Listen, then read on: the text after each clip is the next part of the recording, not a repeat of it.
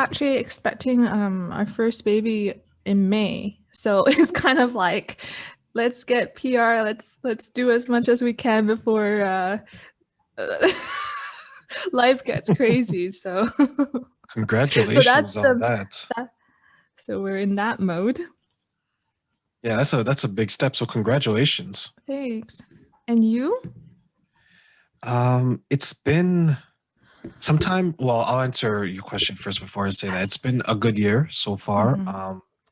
I was talking with someone else who I interviewed, and you almost feel kind of bad to say that Mm-hmm. it's been good for you because it's been so bad for so many people, right? Mm-hmm. Mm-hmm. But I'm blessed, and 2020 has allowed me to do a lot of self reflection as well as start doing this. I've been doing this since September, so 6 months now, and I've met a number of beautiful and thought provoking and insightful people who you don't realize how many people out there have a personal journey until you actually put the question out there with Mm-hmm. a microphone in hand and say, hey, tell me your personal journey. Mm-hmm. Yeah. So I guess we'll officially get started. And I want to welcome everyone to another episode of Behind the Shades. I have Natasha with me. And Natasha, why don't you tell everyone a little bit about yourself and tell us who you are? All right. So I'm a Hong Kong born Canadian immigrant kid who went to Canada when I was around 7. However, I married a Swiss dude, so so I've been hopping around. I've been hopping around the globe and finding my place in the world in that sense. In terms of what I do, I'm a relationship coach. I'm mainly work with women or wives in committed relationships who are having trouble, just having trouble in their marriage. It's not going the way they want. And a lot of them actually want to change things, want to improve things, but their partner might not be on board. Either he's not ready or he doesn't actually see the problems that she sees. And so she's kind of like, all right, well, I want to do something about it. I don't want to keep going like this. So, what are my options? So, that's what I help people with. Perfect. And I guess my first question to you, Natasha, first and foremost, thank you for joining us, is what is a healthy relationship and how can someone like myself identify what that is? Yeah. I personally had to learn through experience what a healthy relationship meant. I'm not sure if everybody listening relates to this, but I definitely do. And I feel like a lot of people would. It's that you grow up in, grow up looking at your parents or looking at adults interact and you think that's normal, right? Like you've learned that as the norm. And that's what I did, like any normal child would. And so I learned growing up that, my mom nagging at my dad, bickering, picking on him, being very controlling, having lots of like rage, just not happy and just rage regarding the smallest things. I thought that, and then my dad just took it. Like he never really complained. He was just kind of nodding his head and taking it. Very quiet dude. Um, and I thought, okay, well, that's what they have. I recognized that there was no love in that relationship.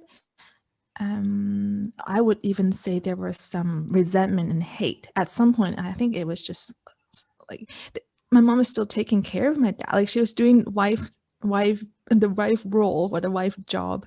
However, there was no love and there was even hate. So I grew up looking at that and going, oh, okay, that's what my parents have. And I knew from just, I guess, media, watching movies, watching shows, reading books, that there's something called love out there.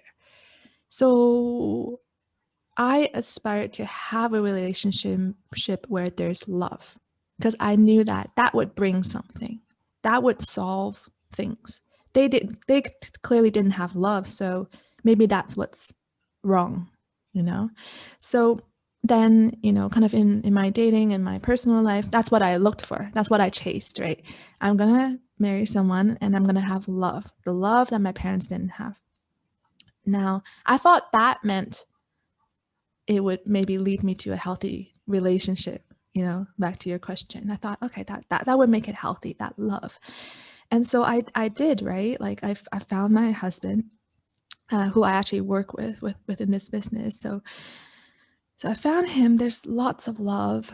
We did long distance, then we moved in together, and we actually explored different like types of relationships, and all the whole time, I gotta tell you, there was love. There was communication, which a lot of people say, well, you gotta just work on your communication.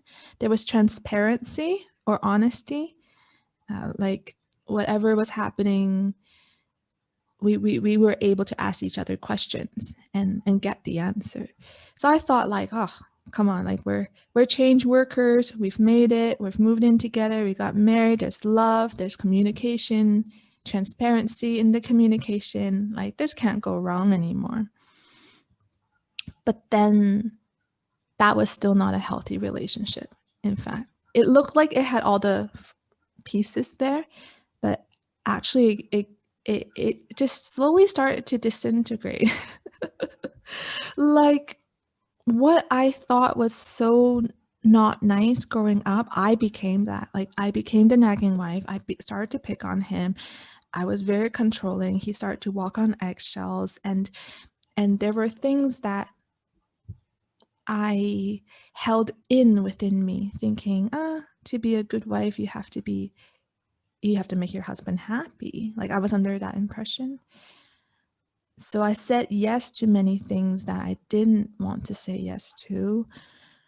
And I got my boundaries crossed and I got hurt, and it broke our trust, like consensually, because we had that communication and that transparency. So in the end, through all this process, I realized unless you're honest to yourself and you know what you need, what you want, how you feel, if you can't voice that, if you can't respect that, it's not healthy. It's not a healthy relationship, because you can still communicate, but you're saying things that you don't mean.